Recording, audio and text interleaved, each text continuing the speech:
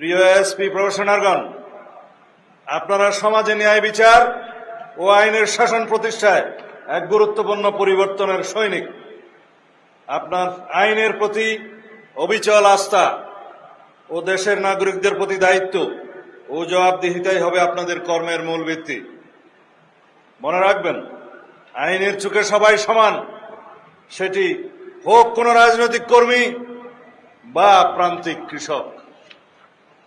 বর্তমান সরকারের প্রধান অগ্রাধিকার হচ্ছে আইন শৃঙ্খলা পরিস্থিতি নিয়ন্ত্রণের মাধ্যমে জনমনে স্বস্তি প্রদান করা ও দেশে শান্তি প্রতিষ্ঠা করা। দেশে আইনের শাসন প্রতিষ্ঠায় পুলিশের ভূমিকা অগ্রগণ্য। ফ্যাসিবাদী সরকারের আমলে অন্যান্য সকল প্রতিষ্ঠানের ন্যায় পুলিশ বাহিনীও ক্ষতিগ্রস্ত হয়েছে প্রতিষ্ঠান হিসেবে। সেই সময়ের ভঙ্গুর অবস্থা থেকে ক্রমান্বয়ে পুলিশ আজকের এই পর্যায়ে উন্নীত হয়েছে। বর্তমান সরকার বিশ্বাস করে পুলিশ কোনো বিশেষ দলের বা গোষ্ঠীর লাঠিয়াল বাহিনী নয়, বরং পুলিশ হবে জনগণের অকৃত্রিম বন্ধু।